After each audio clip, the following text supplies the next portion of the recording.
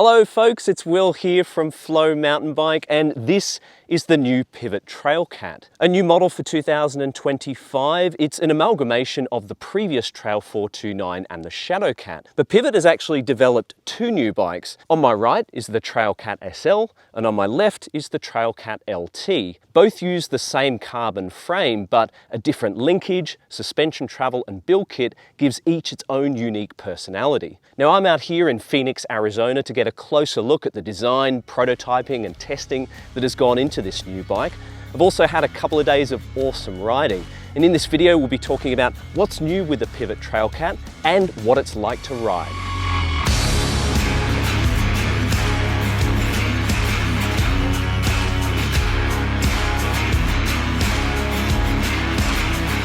The Pivot Trailcat features a brand new full carbon frame that's designed around the DW Link suspension platform. Both the Trailcat SL and LT share the same frame and lower linkage, though the rocker is unique to each bike. Along with a different fork and shock, Pivot is able to switch up the travel between them. The Trailcat SL gets a 140mm travel Fox 34 fork and 120mm of rear travel via a float shock. Meanwhile, the Trailcat LT gets 150mm travel Fox 36 and 135mm of rear travel via a Float X. This sees the two Trailcats straddling the gap between the Mach 4 SL, which is the lightweight XC race bike, and the Switchblade, which is the all-mountain/enduro bike. The Trailcat does share a similar frame design to its siblings, though it is the first Pivot mountain bike to feature internal storage. Dubbed the tool shed, the down tube opening is sealed via a snug fitting hatch and a smooth alloy lever to lock it in place. You can mount a bottle cage on top, as well as spare quick links and an optional tool strap underneath. Pivot includes two storage pouches with the bike to carry a spare tube, tie levers and CO2. There's also room to bolt on more tools and accessories via mounts underneath the top tube and bottom bracket, and a full-size bottle is claimed to fit on every size, including the extra small. Other frame details include updated cable ports at the head tube, a 92mm wide press-fit bottom bracket, and Super Boost rear hub spacing. Those last two aren't universally popular, though the claimed benefits to chassis stiffness and tyre clearance are significant enough that Pivot is continuing to stick to its guns. The engineering team is also keen to point out the high tolerances that its frames are manufactured to, with particular attention paid towards the overall alignment, as well as the machined bores that house high-spec enduro bearings. Indeed, Pivot is so confident on its build quality that it's now offering a lifetime warranty both on the frame and pivot bearings, which is awesome to see. With the Trailcat SL and LT utilising the same frame, the geometry is very similar. The Trailcat SL has a 65.8 degree head angle, a 76 degree effective seat tube angle, and a 338mm BB height. Meanwhile, the Trailcat LT is a bit slacker due to the 10mm longer fork, which results in a 65.3 degree head angle, a 75.6 degree effective seat tube angle, and a 340mm BB height. Now, all of those numbers are with a flip chip in the low position. Switch that to high and you'll steepen the angles a bit and lift the BB by 6mm. The high position is recommended should you wish to set up the Trailcat as a mullet with a 27.5-inch rear wheel. It's also worth noting that the frame is rated for use with up to 160mm travel fork. With Shimano and SRAM build kits on offer, there's an enormous range of models available across the Pivot Trailcat lineup. Prices will start at 10,000 Australian dollars for the Ride SLX XT build, which features exactly the same carbon frame, Fox Performance Series suspension and alloy DT Swiss wheels. At the other end of the spectrum are the Team XX bikes that we rode at the launch, and these come with a whopping price tag of 19,000 Australian dollars. Now, believe it or not, that's comparable to an S-Works Stump Jumper 15 and a Trek Top Fuel 9.9, though it is more expensive than an equivalent spec Santa Cruz Tallboy and a Yeti SB135. For your hard-earned cash, you're getting Fox Factory Series suspension with a 34 Grip X2 fork and float shock on the SL, and a 36 Grip X2 fork and float X shock on the LT. Both bikes come with a SRAM XX transmission, Maven brakes, a Reverb Axis wireless dropper post, and Reynolds Black Label carbon wheels with Industry 9 Hydra hubs. Confirmed weights for our test bikes were 13.27 kilos for the SL and 13.67 kilos for the LT.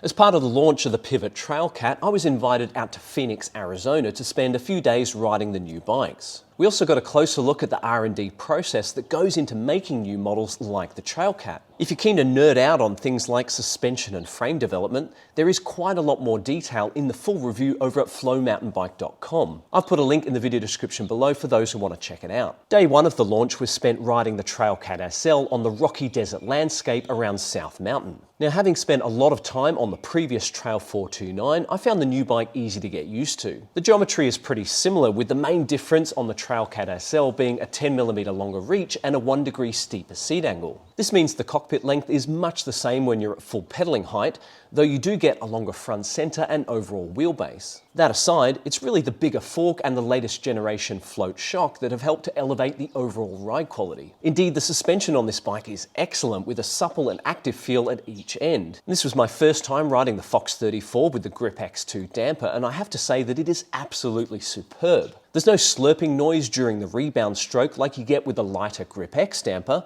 and I also found that the X2 was smoother and more controlled at speed. Combined with a stiff carbon frame and the short chainstays, the Trailcat SL has a nice and lively feel to it. The rear suspension is poppy with a good amount of ramp up towards the end of the stroke. Yes, there's only 120mm of travel back there, but the DW Link platform does well to keep the rear wheel tracking along when you're walloping into rocks at speed. And even when crushing through all of the travel, the whole chassis feels impressively solid. That makes it predictable and easy to ride, with crisp handling that allows you to make split-second changes of direction when a rock or cactus seems to jump out of nowhere. Now, my first ride aboard the Trailcat LT took a bit longer to ease into, since the first half hour was spent removing volume spacers from the fork and shock. After that, everything felt smoother and more akin to what I'd expect for a bike with this amount of travel. While the on-paper geometry is similar to the SL, the extra squish does result in more sag that slackens and lowers the riding position. This meant I had to crouch down a bit more over the grips to keep the front wheel tracking around tight uphill switchbacks, but within a few corners I'd soon adjusted. My attention then turned to pedal efficiency, which is really impressive. Having spent most of last year on a Pivot switchblade, I found the Trailcat LT to be much more responsive. The switchblade is of course no slouch, it's just that the Trailcat LT is that much zippier. In fact, I'd say pedaling efficiency is closer to the Mach 4 SL race bike. Winding our way back downhill, and I found myself enjoying the bigger safety net of the LT's extra travel. The 36 Grip X2 is a ripper fork, with its burlier chassis resulting in less torsional flex and a more planted feel under heavier braking. That was welcome because the SRAM Maven brakes offer a truckload of power. There's heaps of support on offer from the rear suspension as well. The Float X offers great high-speed control, and the extra travel means it takes a significantly bigger impact to unsettle the LT. Even when landing to flat, the back end was impressively smooth and quiet. Given the similarities between the Trailcat SL and the LT, I expect there'll be a lot of prospective buyers who'll be wondering which way to go. For the most part, I'd suggest that lighter riders will be better suited to the SL, and heavier riders are likely to prefer the LT. That's because, travel aside, it's really the fork and shock spec that determines how these two bikes ride. Bigger and harder hitting folks who want a speedy trail bike will be well served by the LT.